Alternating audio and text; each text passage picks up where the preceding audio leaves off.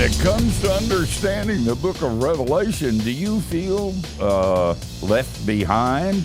Let's talk about it with Scot McKnight on Steve Brown, etc. He's an old white guy, an author, broadcaster, and seminary professor who's sick of religion. And he's brought friends. Please welcome Steve Brown, etc. Hey, we're so glad you're here. You taking an hour of your time to spend it with us is a high and holy compliment. And welcome. You always have a seat at our table. In case you're wondering, I'm Steve, the aforementioned old white guy. Matthew Porter, our executive producer, is here. Matthew, you said you get out of breath playing hide and go seek with your kids? I do, and not just chasing them, just counting to 20. I'm like, I am gassed. Higher math. Our producer never runs out of energy. That would be Jinx. He's in the little last booth. Our one-man IT department, John Myers, is in his tech bunker. When it comes to the end times, John is pan-tribulation. He believes it's all going to pan out in the end. Dr. George Bingham is the president of Key Life and our boss. George says he doesn't have a problem with coffee. He only has a problem without coffee. And Kathy is, of course, the soft, feminine side of the program. As a baker, Kathy believes with great flour comes great responsibility. So Ending bad. on the Spider-Man bakery joke, everybody. Oh, Steve, we need a new writer. Couldn't agree more. Goodness. Scot McKnight, by the way, serves as, and he's our guest, and this is going to be an interesting, after all these years and all of these debates and all of these hate each other because of the stand you've taken, we're going to straighten out all of your views on the book of Revelation. And Scot Hallelujah. McKnight, finally. And Scot McKnight is here to do that. He serves as professor of New Testament at Northern Seminary in Illinois. He has authored more than 80 books. Is that a misprint? Good 80 grief. books. Are all the man. books behind you books you've written? 8 or 80? That's Some literally of them behind me right there. Yeah, that's literally his library. That is a lot. Scott, every time you burp, they publish it. I don't know how you have time to do anything else. At any rate. Well, I was once with Jacob Neusner, who published over 1,000 books in his lifetime, and he told me Wow. that only the first 100 were hard. I had a very clever line. I was proud of myself. It must have come from the Spirit. I said, very few know that experience. Dr. McKnight's latest book with Cody Matchett,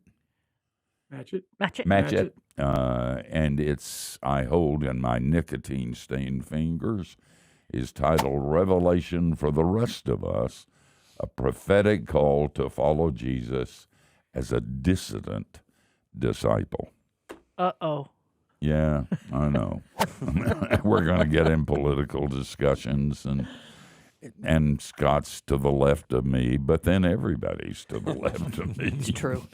A number of years ago, Scott, I was having dinner with Addison Leach, who's now in heaven. He was the dean at Gordon Conwell and was my friend for a lot of years. And while we were having dinner, a student came up to him and asked him about a particular eschatological issue. And Dr. Leach said, if you want to know what I think, this is what I think, but I'm probably wrong. And then he said something I've never forgotten. He said, I think we're all confused when we get into eschatology. And he said, I believe that sometime somebody's going to get the key to all of it. He did say, Scott, that it would not be a scholar, so this leaves you out. He said it would probably be a layman or a laywoman who got the key and said, hey, I've got it, and everybody else will say, finally, somebody has it. And again, he said, it won't come from an academic. So this is a great book. I've spent the morning with it. But you're probably wrong. But I admire your courage. You have succeeded in offending every Christian in the universe. I mean, people will die over these issues.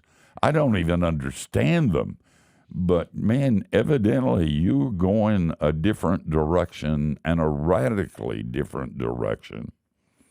And I just want our audience, both those who are watching and those who are listening, to know that these views do not reflect the host of this program, but they do not contradict the host in this program.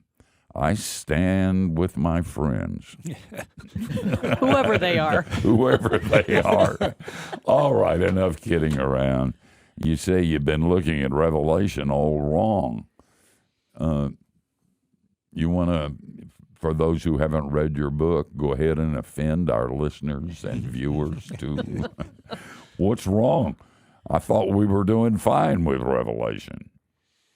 Well, that's quite the introduction. It really is. That's a de-introduction. I'm wrong, but you're going to put up with me for a few minutes anyway. No, Addison Leach said that. I didn't say it. Yeah, well.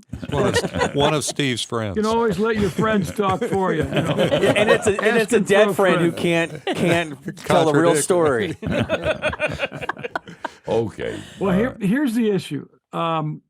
When you say at the beginning that I could offend all Christians, well, not exactly, because the viewpoint that Cody and I propose in the book is not exactly something that we created. There are a lot of people who have believed this, but they have not been a part of the American enterprise of eschatology that so many of us are familiar with, namely forms of dispensationalism. There's a brand new book out on the history of dispensationalism by Daniel Hummel, and he is an academic.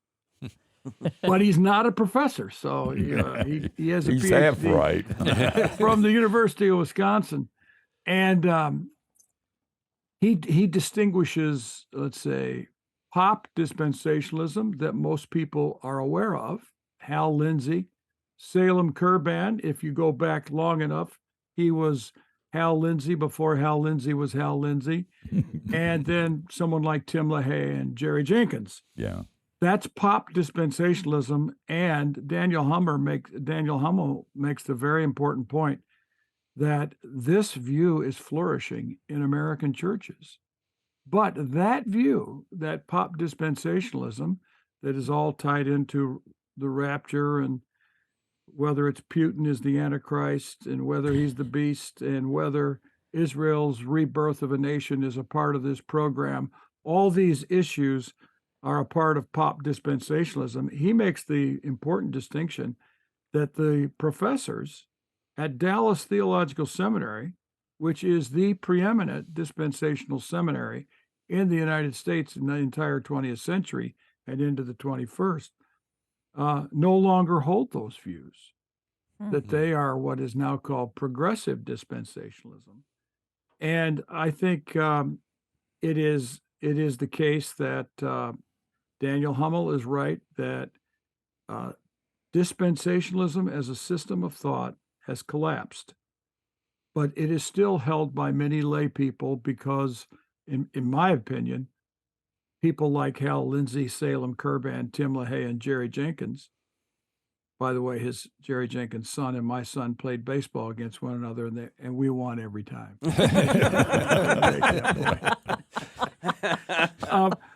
Is that this viewpoint is flourishing, but it will not flourish that long because so many are beginning to realize that it was a system that needed some serious repair. And when the insiders began to make the repair, the change was so dramatic that many classic dispensationalists would say it's no longer dispensationalism. Mm. So, Steve, I want to say to begin with that the viewpoint that I have is not unique. It is a pretty standard approach in the Reformed world.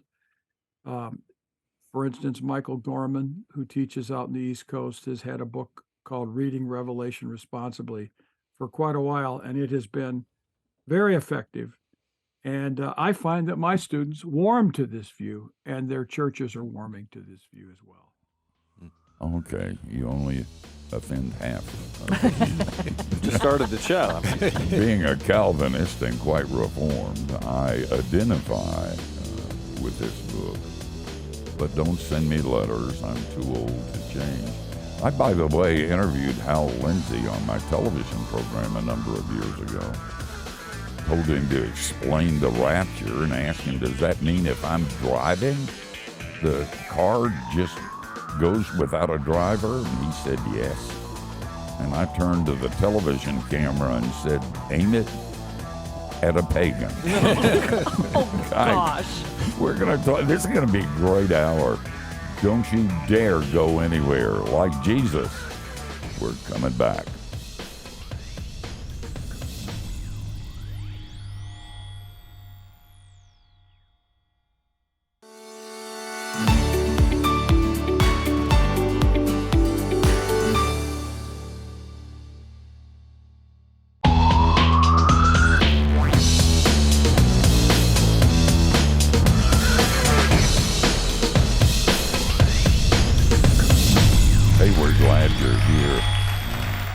We're hanging out with Dr. Scot McKnight.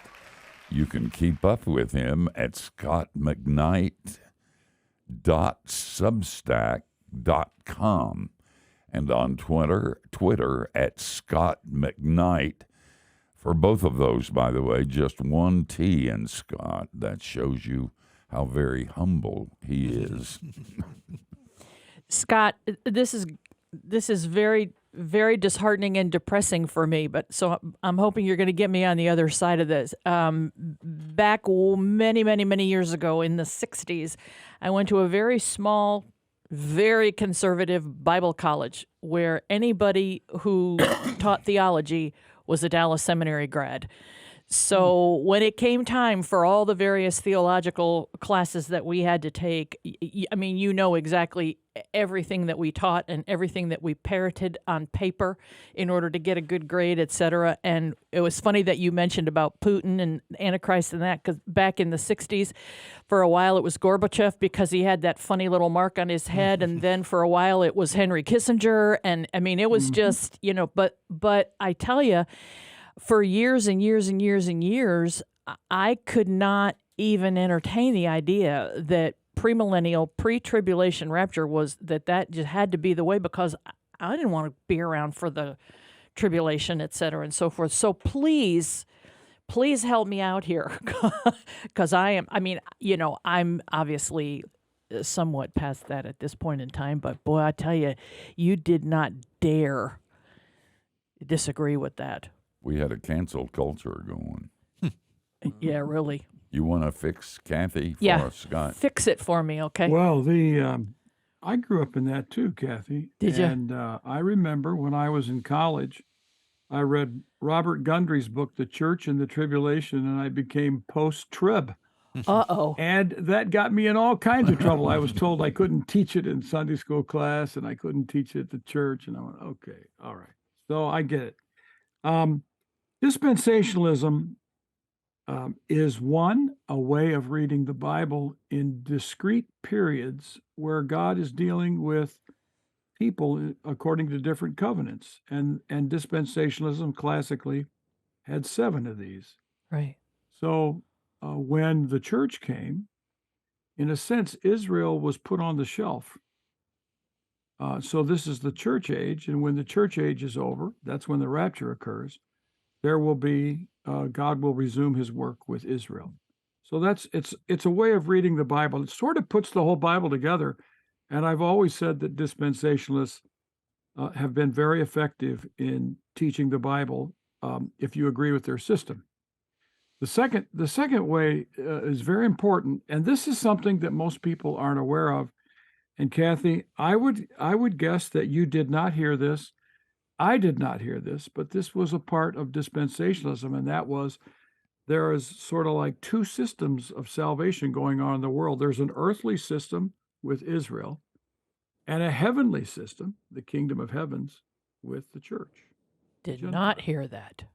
Did not hear that. No. It was that has been a very important part of dispensationalism. Wow. But what most of us inherited from dispensationalism was a way of understanding the present world. In other words, I remember the days of Gorbachev and Kissinger, and that you bring up Kissinger means you're the same age as I am, because not very many people connected Kissinger. And they see, they're looking at who in the modern world identifies with who in the book of Revelation, or who in the modern world is doing what that we find in the book of Revelation. So they would read the book of Revelation as a prophecy of what's going to happen in the future for our time. And this is why I often tell my students, and many of them grew up in dispensationalism, in fact, most of them did, I tell them they're half right in this way. That one of the great skills of dispensationalism has been looking at the newspaper and looking at news and saying, who corresponds to, let's say, the beast? There are two beasts in Revelation 13, the beast from the sea, beast from the land. Mm-hmm. Who corresponds to doing these things in the world today? And in my view, most of the time, dispensationalists have really had their finger on important figures. So today, if you were to identify Putin with one of these figures, you're doing something that I think the book of Revelation wants you to do. Identify political, corrupt powers that are opposing the people of God in the world and persecuting the people of God. Now, the really awful thing about Putin is that he does so many times with the sanction of the Russian Orthodox Church, which really makes it corrupted. But still, I think that they have had their finger on an ability to look into the modern world and wonder who might be the Antichrist, who might be doing the things that character in the book of Revelation does. I think that's helpful. The problem is, here's the problem, is that everyone that they have fingered in the past has been wrong. They all died. Exactly. It's got to land one of these years. Antichrist died. Exactly. Yeah, my Antichrist died, Steve. That is so funny. I'm going to steal that, and I will never give you credit for that. You lost money in the Antichrist pool. But they do recognize that this book gives them a skill of discerning corrupted powers, political powers in the world. That's what the book of Revelation wants us to do. In Revelation 17 through 19, we basically get a discernment quiz on what are the marks of political corruption and, let's say, empires that are seeking to destroy the people of God, who are empowered by the dragon, who is Satan in the book of Revelation. So that's an important skill. The bad part of it is to think that it's all about prediction rather than about discernment and having wisdom to be able to discern who might be corrupted. I think this leads to you and me retooling a bit and beginning to ask the question, who in our world, in the United States, who in our state, who in our village is doing things that are corrupting the power, that are bringing injustice, that are blocking the path of peace, that are preventing the people of God from doing the work of God in our world? Where are these things going on in our world? Those are the questions that I think the book of Revelation is trying to teach the 7 churches of Western Asia Minor how to do. I was And, just thinking that while you were talking. I was thinking, well, what is there about our own government? Don't we don't we fall into that category? Oh my gosh. Gee. Guys, you don't want to miss a bit of this. If this is new to you, put your thinking cap on. You're going to learn some things that are going to be really, really helpful in your walk with God. If you're not a believer, you're looking to the inside of the house. We are a funny bunch, weird in many ways. But whatever you're a part of is just as weird as we are, so don't point your finger and be so self-righteous about it. We're going to continue with our discussion with Scot McKnight after we rest up, get some milk and cookies.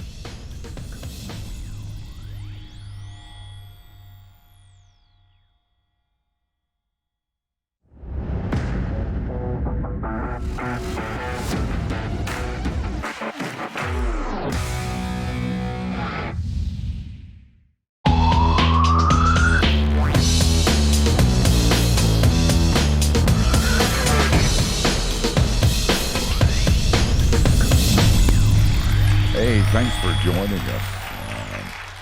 We're talking with Scot McKnight, and his book is Revelation for the Rest of Us, a prophetic call to follow Jesus as a dissident disciple. By the way, if you're listening, and probably there's many views of Revelation as there are Christians, this is not a bad guy, good guy kind of thing. If you had been able to listen during the commercial break, we're talking about people we love, that are longtime friends, and that we care about. This is a discussion, and it's a family discussion that really needs to take place. And if it doesn't take place, then we miss so much. The world has a cancel culture, and it's eating us alive. Christians must never have a cancel culture. We need to sit down, because everybody who belongs to Jesus belongs to everybody who belongs to Jesus. So, as we proceed with this, put your gun away and don't use words that are inappropriate for Christians, and don't cancel anybody, okay? Scott, fascinating book. Thank you for helping us make sense of something that was written so many thousands of years ago. So far back, it was at a time when it was a punishment to be left alone on a Mediterranean island, something I would pay thousands of American dollars for today. And are you kidding me? Please. So I'm reading the book, and I want to summarize without oversimplifying it, but I think what I hear you saying is we should be less looking for kind of a Rosetta Stone of this equates to this and this equates to that as far as people and dates and events, and getting the bigger picture of we should stay faithful, we should resist corruption, we should look out for and protect those who are powerless and vulnerable, those kind of eternal truths. But there's still some very specific imagery, and I don't know what your take on this is as far as is it kind of baptized imagination? Is it a parable? What are the specific events relating to if they're not that kind of didactic, one-to-one ratio between symbol and event? Good question. Well, this is how prophetic language, and this is prophetic language in the book of Revelation is ramped up on steroids into what is called apocalyptic literature. And it is an attempt, a successful attempt, obviously. We're still reading this book. And by the way, Patmos is a beautiful island. And I would like to have a gig of being stuck on that island. Thank you. All right, I've been there. I like Patmos. They'll send you to the Ukraine. Book of Revelation. I try to describe to my students, to audiences, and in this book, how this book was actually written. John said he saw things and heard things. What does it mean to see? Was he dreaming? were his eyes closed? Did he actually see something like sort of on a television screen? We don't know that. But when John then moved from what he saw to a page where he was writing, he had to put words to things that didn't have words. He saw things and he had to describe it. John was so soaked in the Old Testament prophets like Isaiah, Jeremiah, Ezekiel, and especially Daniel, that what he saw, he could only see in the language that was familiar to him in the book of Revelation. So when he writes, this is amazing about this book. When John starts describing things, he sounds like Ezekiel, he sounds like Daniel, he sounds like Isaiah, but he almost never quotes them. It's amazing. His language is so soaked in scripture that he cannot write without using the language of scripture. So John wants his readers to listen to what he says. Say Revelation chapter 12. And here we have a picture of a woman who has 12 stars, and that looks like Israel. And then she gives birth to a baby, and that baby's Jesus. Now that woman sounds like Mary. And you keep reading that chapter, and that woman sounds like the church. If you want to make her just one woman, Israel, Mary, or the church, you will be wrong. John wants us to morph with the woman in Revelation 12 as he shifts this language. He wants us to see what he saw by the language. He wants us to imagine what he saw. So I believe that reading Revelation, this to me is a great compliment, is like reading the Chronicles of Narnia, the Lord of the Rings, or Harry Potter. It is entering into a world of imagination that can transform us as we get plopped back out in our world after we've experienced this imaginative world. Oh, man. Wow. Good stuff. Guys, a whole new way to appreciate and read, rejoice in, and to live in the book of Revelation. Our guest is Scot McKnight. I might say Dr. Scot McKnight. We're going to continue with this discussion on the other side of the break. And if you go anywhere, your friends will look down their nose at you and say, you missed the best part. So stay with us.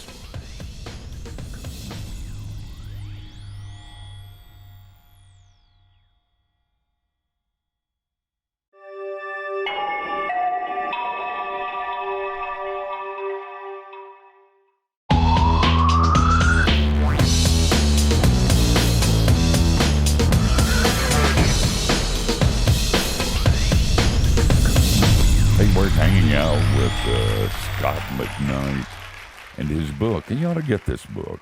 This would be a great discussion in a small study in your church if you survived it. Revelation for the rest of us. It's ironic, it's clear, and it's a different way to think of the book of Revelation in a way that really makes a difference day to day and how you live and where you stand. It's by Scot McKnight, Revelation for the Rest of Us, a prophetic call to follow Jesus as a dissident disciple. And if you're wrong, half your class might disappear before you. Yeah, right. Scott, fascinating book, and so many of the ways and references to the way you term things, and especially related to your the last segment. One sentence just to throw in: imagination does to this book what music does to words. Just seemed like a really good way to capture that. You talk about the Babylonian hermeneutic, and you talk about the role, in a sense. Revelation is for inspiring the dissident nature or perspective, if I've understood that correctly among Christians.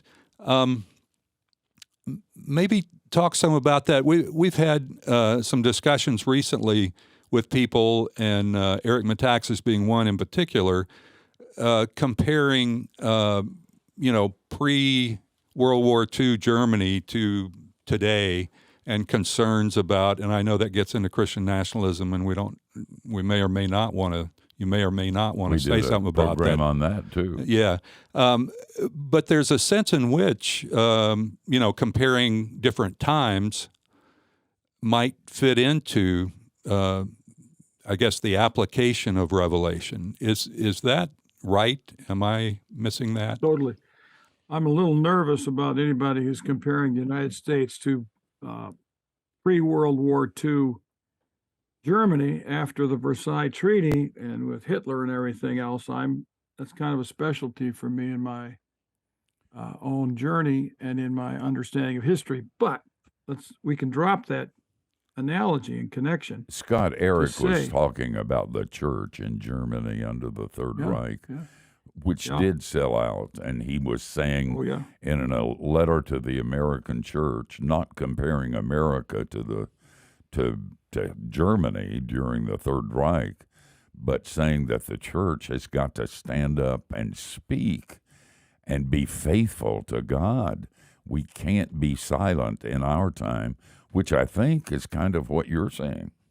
I would totally agree with that. But I get nervous because of my own me too. study in theology. I get nervous about connecting anything to World War II and the Holocaust, the Jews, etc. So, but the book of Revelation teaches the Christian life. I think the book of Revelation is a template of discipleship. And not only that, it is a template of discipleship for Christians who have to learn to relate to the state, to the powers of a nation, when the powers of the nation are not on their team, they're not on their side.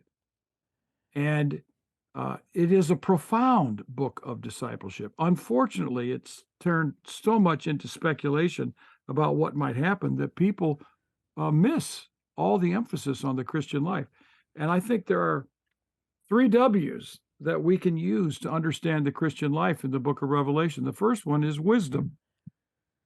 John wants to teach the believers of Western Asia Minor the wisdom of being able to detect sin and worldliness and Babylon in the world. And so you really can't read Revelation very well until you grapple really seriously with chapters 17, 18, and 19. It's about Babylon, the whore of Babylon, and the sins of Babylon.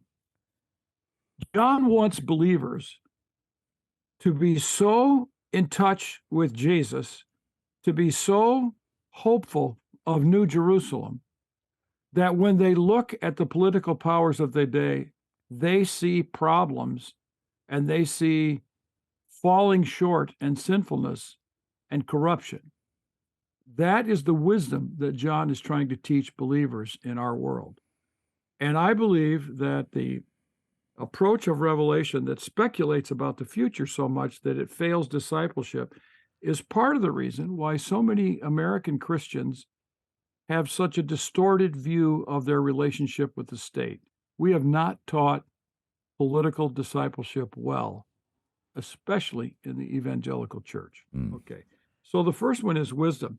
The second one is John is calling believers to be a witness. Now, in the book of Revelation, Jesus is the primary witness. He's the perfect witness. And as the witness, he went down in the powers of Antipas and Caiaphas and Pilate, and he was killed. And so he becomes a martyr, which is the Greek word for witness. A witness is someone who verbally tells the story of their own experience, what they saw and what they heard, and then is willing to live in light of what they saw and heard. And sometimes that means death. John is calling the believers of Western Asia Minor to tell their story of Jesus and their experience of redemption, regardless of what that means for their practical life, even if it means opposition to the point of death. So martyrdom for John is the implication of being a witness. It's a profound idea. And the third W is this: worship. No book in the New Testament has more songs than the book of Revelation. There's all these songs. And I learned from an African-American scholar named Brian Blount. He wrote a little book called Can I Get a Witness? And in this book, he made, for me, the first time I heard this, the analogy between the songs in the book of Revelation and spirituals in the African-American slave tradition. And the big point is this: the slaves used the theology and the songs of their slave masters in such a way that they were subverting slavery. It was brilliant. And the book of Revelation sings the songs like the songs that are sung to Nero, like the songs that are sung to emperors, similar, but just different enough that they become subversive songs of resistance. Believers who worship the Lamb by using the songs that are found in the book of Revelation become the kind of believers who are dissidents of Babylon and corruption in the world, because they see it and they hear it and they become witnesses to the way of Jesus, the way of the Lamb in the world, in such a way that they subvert corruption in the world and advocate for life that leads to the New Jerusalem. Scott, what a great hour. Hey, man, thanks for being with us. This is good stuff. We only scratched the surface. You got to get this book. It's called Revelation for the Rest of Us.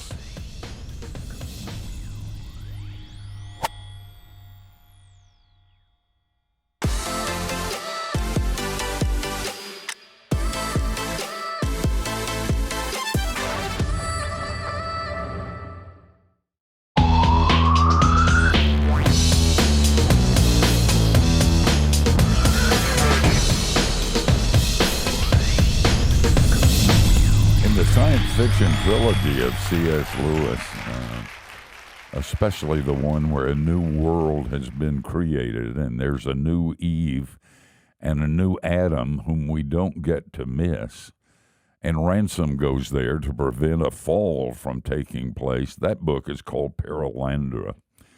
And Ransom, and that name is not an accident that C.S. Lewis picked. He heard a voice that said, "My name is Ransom too."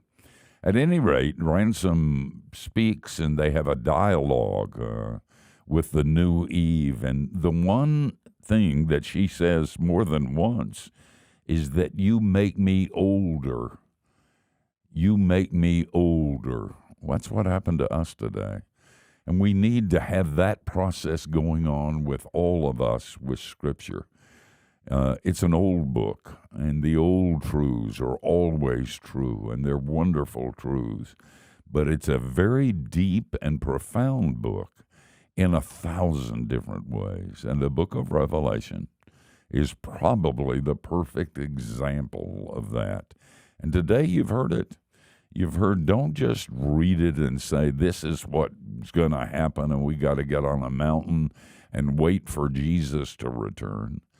Better to read it as we got to go down into the valley where everything is dark and where there's pain and suffering and injustice. And we've got to be a witness, even a martyr for all of that. Revelation does talk about the future, but Revelation talks about a lot more than that. It was written to Christians who are not in a place altogether different from where we are right now. Our culture has gone south, and it's gone south quickly, and we can't afford to be silent. And Revelation is a good guide about the places where we should not be silent. So that was a good hour. Scot McKnight was a great guest, and we're going to have him back someday. Kathy, who's going to be on next week? For those in our listening audience who cannot see this adorable cover on this book that I'm holding up in the air, Laugh It Off, How to Unleash Your Superpower by Travis Vining, who is our guest next week. It has the most adorable little puppy on the cover, and I'm not a dog person, and I think this is an adorable puppy. So for those of you who can see it, you're really going to want to join. For those of you who can't, just trust me. It's a new way of reaching children. It's about puppies. And if you don't join us because you don't like puppies, Yeah. You're probably not saved. There's probably something wrong with you. We will be here because we are saved and we love puppies. Next week, same time, same place. So I hope that you join us. And between now and then, don't do anything we wouldn't. And that gives you a wide, wide berth.